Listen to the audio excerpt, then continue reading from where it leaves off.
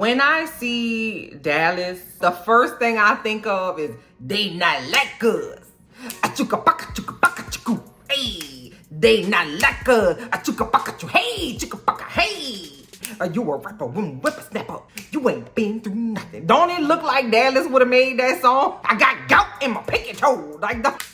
Hey everybody, thank you so much for checking out this video. It's your girl LB. Welcome to my channel, Watch With Me LB, where I give you fun, fresh, and funny rants, reviews, and recaps on my favorite movies and TV shows. And y'all, I was not going to do a recap on this piece of cinematic expression. You know, Tyler Perry is from New Orleans. Tyler Perry is my hometown homeboy, and although he is Atlanta down, I still don't like to come at people from New Orleans, come at them. You know what I'm saying? I just be trying to leave it alone because it don't cost no money to be quiet. You know what I'm saying? So I just was gonna be quiet. But y'all, I just got out of the shower. Like I'm on my way to, like, it's early in the morning, okay? Like I'm on my way to jury duty, all right? So I just got out of the shower, but when I was getting in the shower, I saw a tiny little spider on my wall, okay?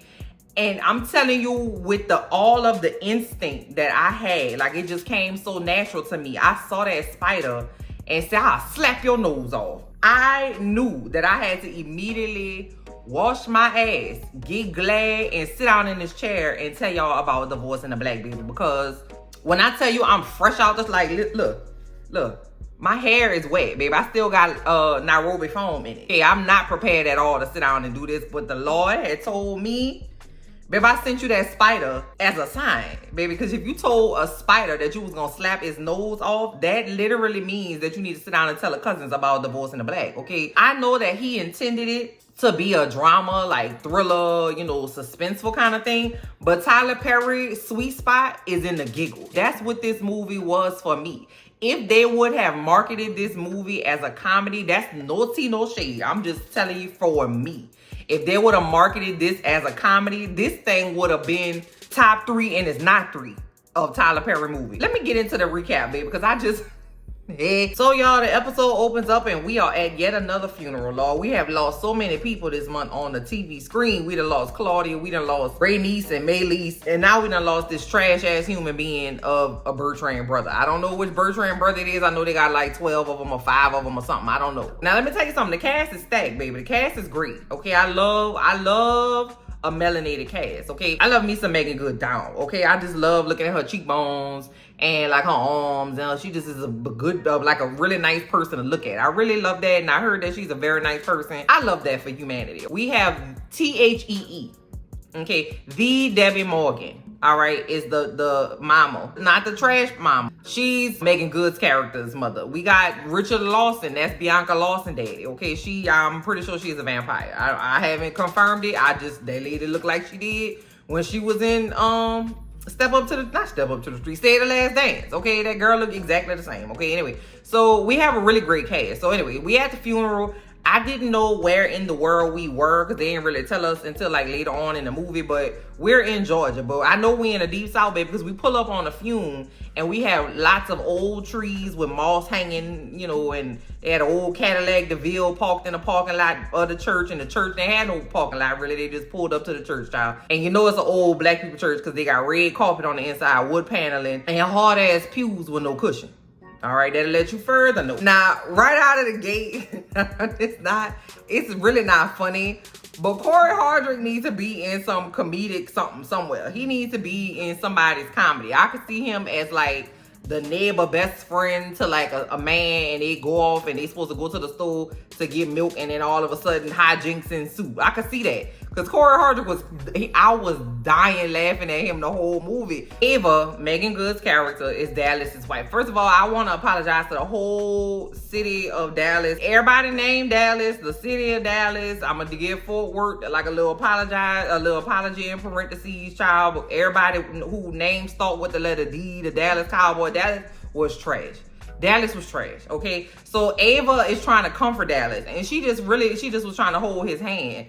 And he didn't want to hold her hand, but the face he made in combination with his sugar bush, okay, don't listen, to me, just to L, If you have a sugar bush, you are only allowed to do certain things. I'm talking about a round, symmetrical sugar bush. You didn't take a sponge to it, no curls, nothing. If you got a straight up sugar bush, you work at somebody's job where you need to wear a short sleeve button down shirt tucked in. You can't be certain things if you got a small round sugar bush with mutton chop sideburns.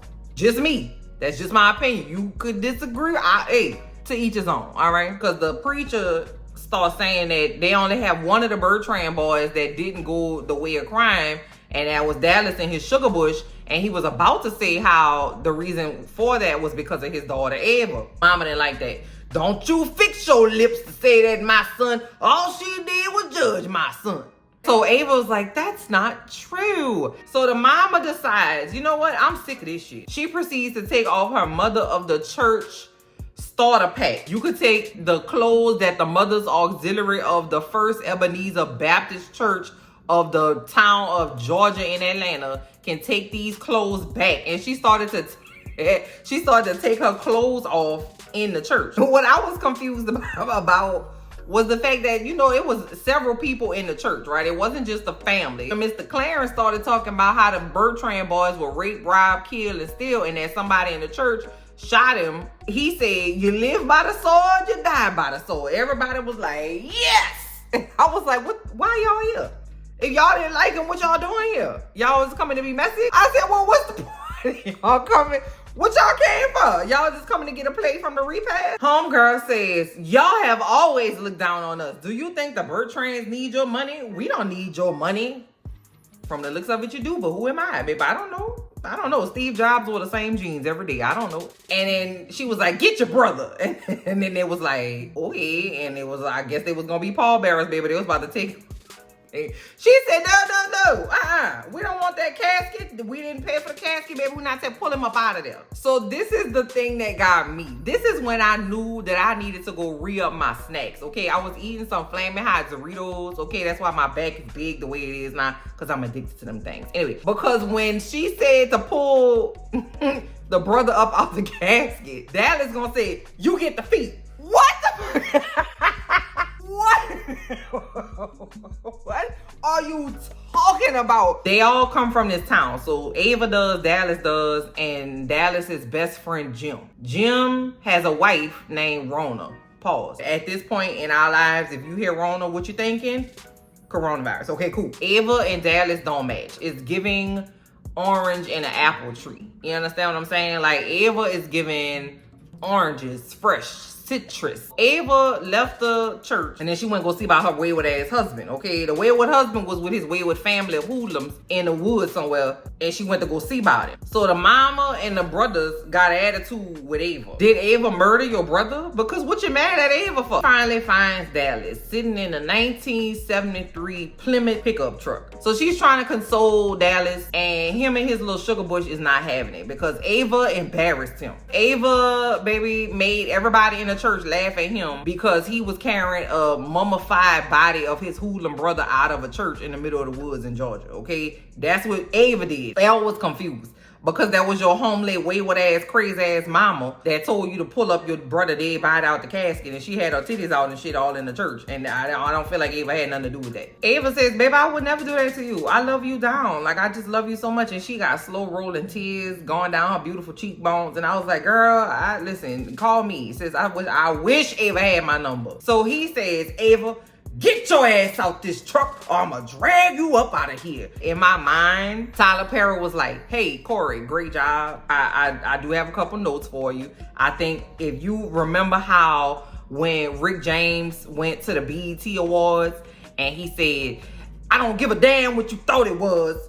I'm Rick James, bitch. Like, if you could give me more of that, because that's really where Dallas lives. And if you remember what Lawrence Fishburne did, and what's love got to do with it? If you could give me Ike Turner and Rick James at the BET Awards mixed up together, that's the sweet spot, okay? And I feel like that was the note. So she fall asleep in the car in the middle of the night, and the mama come pounding on the door. What the fuck you doing here still? And she said, I was waiting for Dallas. And then the mama was like, he gone. I ain't gonna tell you again, get the fuck off my land. And she just walk off in her duster up the stairs. Girl, you wouldn't have paid me $12 million to stay in no goddamn sleep in my car in the woods. Girl, you are a grown woman. If you don't go to your house, I know she got some nice linens at her house. Girl, go get in your bed. So she goes to the only multicultural, diverse honky-tonk bar in Georgia. You know, usually you see white people in a bar like that. And this one, they got everybody in it. I said, oh my God, this is a diverse, what a wonderful sight. Okay, it would never happen in the real world, but okay. And she tries to get her wayward ass husband out the bar with his wayward ass hoodlum brothers. Say, you always trying to take him from us. You know he don't need that job. No, he don't need to be gainfully employed. She runs into her little spoogie, okay, her little yeah from back in the day. Well, his name is Benji. They just out there just having a normal conversation, and here come the wayward Bertrand boys outside, and so they like, what the hell you doing talking to my woman? Okay, they was giving foghorn leghorn. Georgia, don't let them play with y'all like that. I'm not nowhere near y'all, and I can't speak for y'all. I'm just gonna make a quick recommendation that you don't let them tell the Americas that that's what y'all. So thank God for Jesus, they finally get back to the house. He's in the bathroom because he's sick. She said, come on, let me get you in the bed.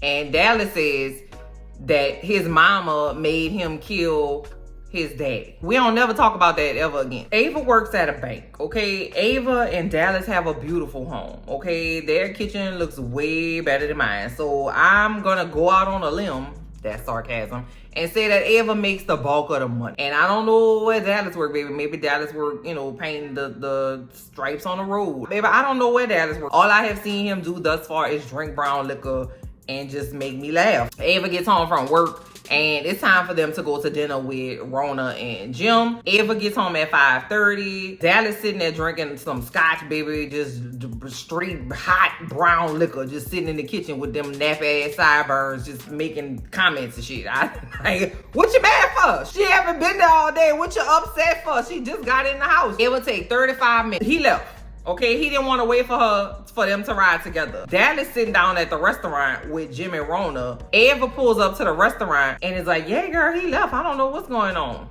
Okay. Who told him to have a sugar bush with nappy sideburns? First of all, you can't say shit to me with nappy sideburns. I'm just so sorry. I know your fingernails dirty. You got dirty shoes, a dirty ass, and a dirty disposition. I ain't got nothing for you, baby. I don't know what time she was on, baby, but the love of God don't got nothing to do with people disrespecting you in your face, okay? And then he talking about these black women ain't shit, Jim. When the last time they supported us? Boy, wait a minute. This is fake. Hold on. Let me take a beat. Hold on. Okay, I'm back. Ava sat down at 7 o'clock. By 7:02, he was telling her that black women ain't shit. By 7:03, he was hollering at her talking about he done made some decisions in his life and that he want a divorce. Okay, it was at this time, ladies, gentlemen, and folks, that I noticed that he has one single solitary gold slug in his mouth. A gold slug is a gold tooth. In the year of our Lord 2024, why would he have one single solitary gold on top of a sugar bush, on top of a Soul Train Fashions short sleeve button down shirt? Baby, I will slap you in your face. Your sideburns will be smooth as eggs, baby. Don't talk to me like that. That's why I said I apologize to the whole Dallas community. I apologize to y'all as a unit because, baby, he is bringing down the average for the Dallas community. Get down and sign the motherfucking papers, Ava. What the fuck y'all looking at? He's slamming the table at the... Get my motherfucking bourbon. That shit is funny because what is the reason? So, baby, Ava fine ass is devastated. At my house, all right, in New Orleans, I'm hollering at the computer. Bitch, you are so fine. I will take you out on a date. I am straight as an arrow, baby. But when I tell you I will bend that arrow to take Ava on a date. Ava was so fine. I said, baby, girl, what you crying for? Did you not see how nappy his sideburns were? I'm so sorry. Okay, I am not texture shaming. Just for Dallas, I am though. Okay, not for nobody else. Don't be saying you got all of the everything. Girl, well, I will meet you in Tulum, baby. I will meet you in Tulumers, okay? Because we about to go outside. You don't even have to unbig your back. You already fine. Like, you don't even have no depression weight. Girl, go outside and check your ass, Ava, girl. Ava is very sad because Dallas told her that, you know, nobody's gonna want 40-year-old pussy. She didn't even want to say the word. But I said, girl, please. A man will want to get up inside of between a box spring and a mattress. A man will want to get down with a Stanley Cup. Girl, it don't matter. All she got to do is stand outside of a local Trader Joe's, go to a run club, or go to a frozen food section in a grocery store. It don't even matter, baby. They'll be like, girl, what you... Rona and Ava are at Ava's house. And I just want to give you something. I was debating on whether I should give it to you or not. But this is a list, okay, of all the shitty things that Dallas has done to you since I known y'all. That's a good ass idea. Because sometimes you be forgetting. You know what I'm saying? I remember one time my ex-husband was like, well, I don't have no money for the rent. And then came back with Vibram shoes. Do you know what Vibram shoes are? The shoes that have each individual toe in the shoe. But he ain't had no money for rent. But he came back with toe shoes. Baby, I about hit the roof, child. So, like, you be forgetting that stuff. So, that's a good idea. So, Ava goes back home. Go home to her mom and daddy. Because, yes, baby, as somebody who has a very supportive mother and father, you ain't never going to catch me alone, baby. I am not thrown away, baby. My mom and daddy will go from Barcelona to Baton Rouge, baby, to come see about me. She tries to go running for the first time, and she can't concentrate because she's thinking about all the good times her and Dallas had. The good times her and Dallas had is her dancing with him one time, her consoling him because he had probably done something stupid. I said something stupid.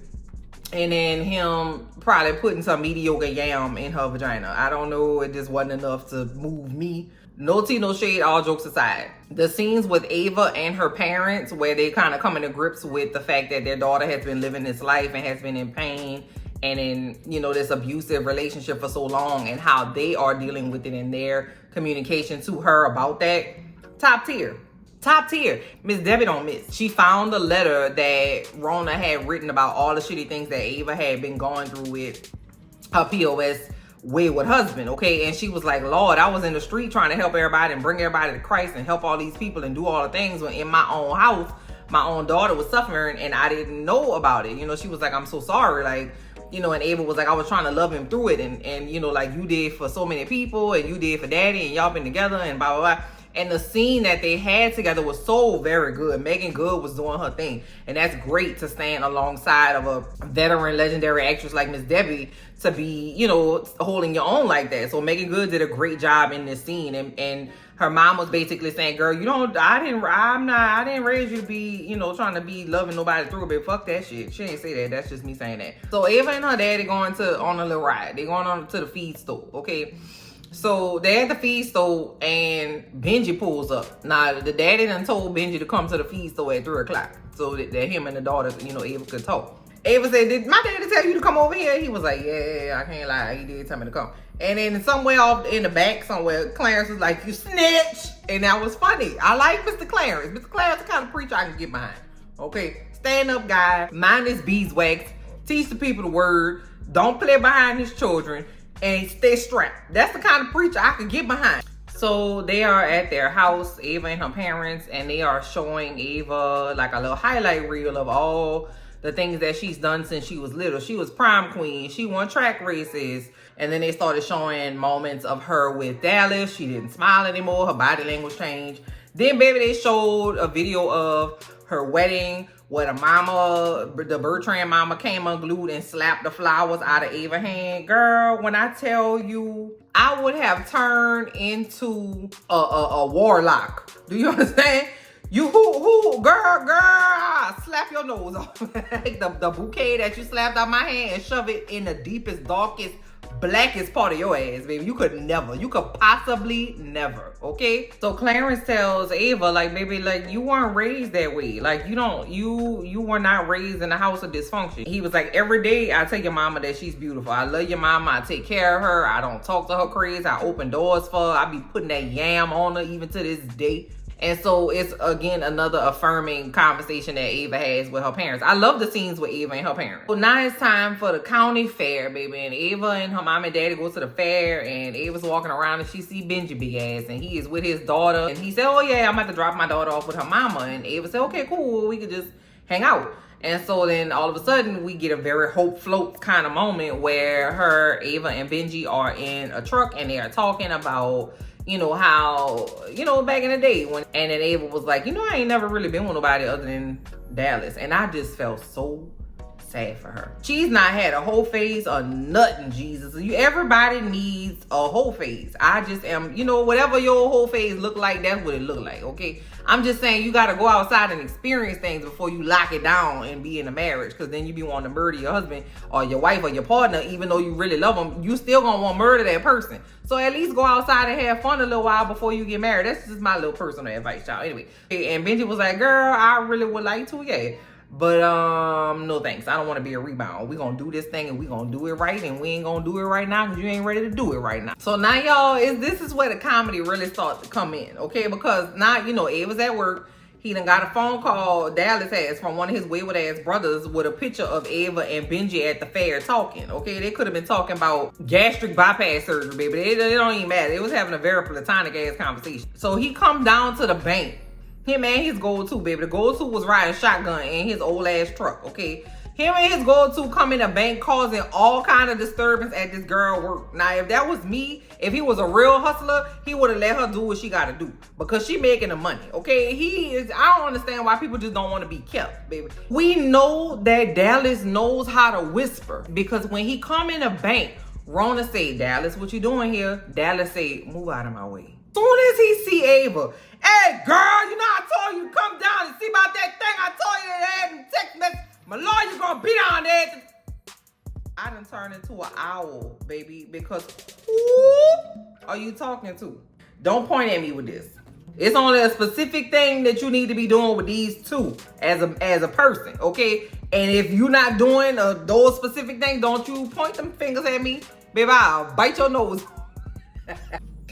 Then he point at Rona and say, do you want to lose your job, bitch? Listen to me. Listen to me. If you're telling me that Tyronte Perry literally sat down at a desk and wrote out, do you want to lose your job, bitch? I'm not going to be able to handle that. Do you want to lose your job, bitch?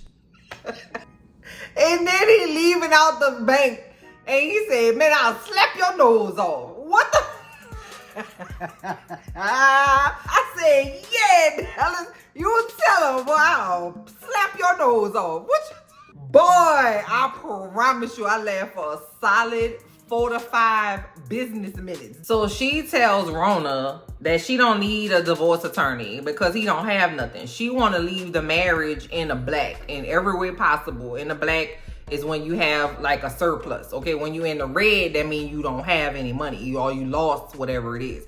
I don't even fucking get the analogy, baby. I ain't even gonna lie to you. So now it's time for us to sign a divorce paper, finally, baby. We about an hour into an hour and 39-minute movie, child, and they finally get into the divorce. Thank God for Jesus. Rona went with her, okay? Now with Dallas and his trifling ass, he got Jim with him, okay? So I don't know what the point of Jim being there was for, because it don't really seem like Dallas liked Jim too much, and he always telling him he ain't shit and he don't believe in him and he think he lying and shit. I just don't see the appeal of a friendship between Jim and Dallas, and I get that they went to the same high school together, but I also went to a high school with several people who are gainfully incarcerated. Since we went to high school together, we was cool and we was pumping the party back in the day in the gym for the dance, don't mean we got to be cool like through life. I wasn't seeing the appeal.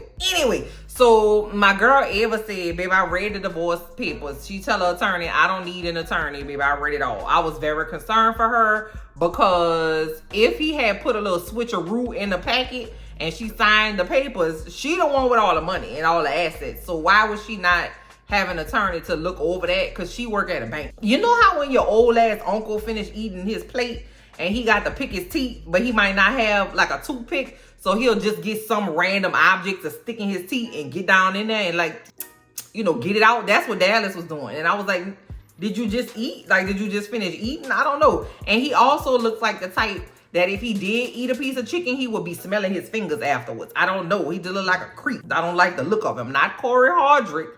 All right, I'm talking about Dallas. That's two different people.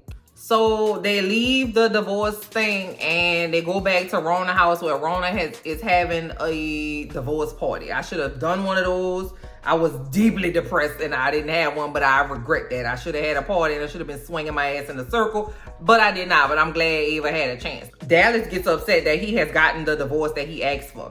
He's sitting outside the house like a creep. After the show, baby, it's the after party. So Ava and Benji go back to the house and Benji say, listen, girl, I know that you had said when we was in the truck that time that you had wanted me to make love to you. And I was like, no, girl, it's not right because you still married. You ain't married no more, baby. Let me give you this yam. So she leave him in the bed. So she's downstairs. She getting ready to go to work or getting ready. I don't know where she was about to go, child, but she was getting ready to leave. And Dallas downstairs eating a bowl of oodles and noodles, baby. And I was confused. I said, wait a minute, Dallas. You had said, delusional Dallas said, girl, I'm about to give you another chance. So I'm just going to go out in the car and I'm going to go get my stuff. And see, baby, let me tell you something. When you get a good little piece of yam, okay, it just does something to your brain chemistry. Because prior to the yam that Benji had gave her, Ava was like, Dallas, don't do it. Come on, Dallas. Like, I love you, baby. You're a good man. And now she's like, boy, shut your ass up. She got a little oomph on her, okay? She got a little stank on her. That's okay. You know, delusional Dallas said, I'm about to go upstairs to take a shower. So she just was real chill about it. I don't know if she had forgot that they got a big-ass black man in her bed. I don't know. But she just was real chill when he was going up the stairs. So, of course, delusional Dallas and Benji started fighting. And I said, girl, well, you already knew he was there already. Like, I knew he was there. Turn of events. Benji big ass is not the one that beats Dallas up. Ava little tiny ass does. She drags this big. Have you ever tried to drag somebody by their full body weight? Like dead body weight? You were telling me Ava little tiny ass beat him up, drug him down a flight of stairs, through the living room, over the door frame, down the porch, and put him in his car? Come on now. I have always been confused why nobody called the police on Dallas. I don't know why. Maybe the APD is just, they told y'all don't call for shit like that. And so now Dallas has come to, and 10 minutes later is sitting outside of the bank, okay, licking his gold too. Okay, they must got some food. Maybe that's he keeps snacks in there or something, child. I don't know, because he's licking it down, okay? Rona calls Jim to come get his wayward ass friend. Jim could have stayed at home. This is what I was confused about, okay? I have been to Atlanta 9,000 times, all right? I've not been to the country part of Atlanta. The most country I'm going is Stone Mountain, baby. I don't know nothing else other than that, okay? Atlanta big as hell. Why does it take these people 7 minutes to get from downtown Atlanta to the damn sticks where they don't have no street lights and everybody be wearing cowboy hats and shit? I was confused because Dallas left the outside of the bank where Jim ain't do shit and went all the way down to the damn Piggly Wiggly to go harass Ava mama. And he was grabbing up on Miss Debbie in the store. Not Miss Debbie. Miss Debbie is the actual person. Okay, it was grabbing up on Ava, called her a bitch and was like, you told her to leave me. I'm not sure how Dallas ain't caught no damn trespassing charges. I don't know, because everywhere he go, he hollering at somebody, baby. Dallas was out here telling the people at the Piggly Wiggly to get the fuck out of his face, and I was confused, baby, because they have like an old man security guard with a flashlight. You got to shine some damn body. Ain't nobody shine a flashlight on Dallas or nothing, girl. Dallas hollering at people in the damn, what the fuck you looking at? Hold on, Dallas. You can't be cussing out the people at the Piggly Wiggly now. Benji and Ava and Rona and Jim with his weak ass is at the house. They're at Rona and Jim's house and they having a nice little leisurely time on the back porch. And the damn ninja named Dallas come through the door. Like, I'm like confused because did he have a key? Did he like grappling hook down off the roof? Like, what? How does he get in all these places? He don't be having no tools. He don't be sweating when he get in there. He just be walking through the door like he a member of Jodeci. You remember how Jodeci used to just be walking in like that? Like, that's how he just walked in the room. And I'm like, how you even got it? Anyway, come on, man. Dallas is like, hey, what y'all got going on in here? And then Ron is like, we got a restraining order. He said, how you got this motherfucker in your house? And that's the seat I sit in. You need to leave. I'm calling the police. And then he was like, shut up, bitch. And then Jim was like, hey, watch your mouth now. Jimmy John Jefferson, or whatever his name is. Baby, you got to stand up now. So Dallas said, hey, you over here telling all my business. Jim, you trying to put me out your house? Did you tell Rona how you was fucking a girl down at the Chili's? Did you say that? Well, they all having a conversation with Dallas, baby. I'm confused because I know one thing about the South and one thing for sure, okay? We be strapped down here, okay? I know I can't speak for Georgia because once again, I ain't never lived in Georgia. I don't know nothing for that.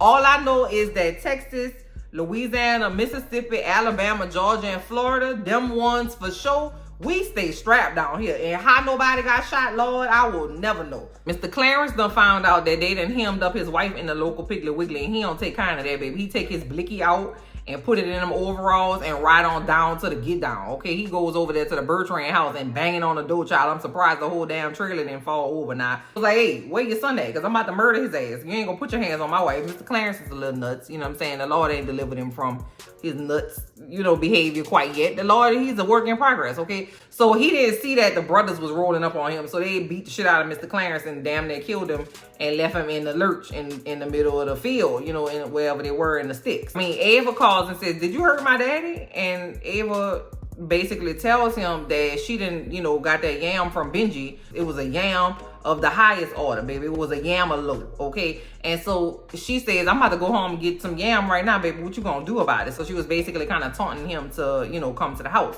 And so, of course, he did. He brings his gun. You know how it goes in every domestic violence movie where the woman just be saying stuff and then the man just be sitting there and listening, and then all of a sudden he slapped the shit out the lady, and then they go back and forth, and then the lady shoot him in the face or the chest or the ass or the stomach or something like that. That's exactly what happened here. We don't need to go into the details. Dallas is dead. Thank God for Jesus. Dallas is dead, okay?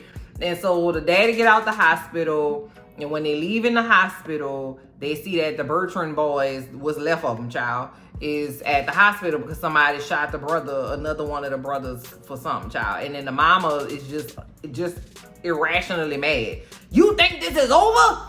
You killed my boy. This is not. Eva was like, you better be careful pushing good people away.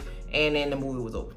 That was it. I enjoyed this movie, okay? I enjoyed this movie. They should have just made it a comedy, bro. I'm telling you. If you would have marketed this as like a dark comedy and threw like 3 more jokes or like 3 more things to laugh at in there, baby, this could have had a theatrical release. Okay, Dallas had me dying laughing from start to finish. Slap your nose off. Get the feet. That shit was so funny to me. And you know what? I might be giving that to Tyler Perry because it might be Corey Hardrick and his ad-libs, because I don't see Tyler Perry going in the studio and writing get the feet. Okay, I might name my next dog Dallas just off the strength of that. And they're gonna be like, girl, you live in New Orleans, why you naming your dog Dallas? Listen, there was a character. And then they're gonna be like, girl, that movie wasn't funny. I'll be like, shit, that movie was funny. I don't know what you're talking about. I had a great time. Comment down below and let me know whether or not you like this movie. Comment down below and let me know whether or not you thought this movie was funny. I can't wait to talk to y'all in the comments. I will talk to you later. Bye.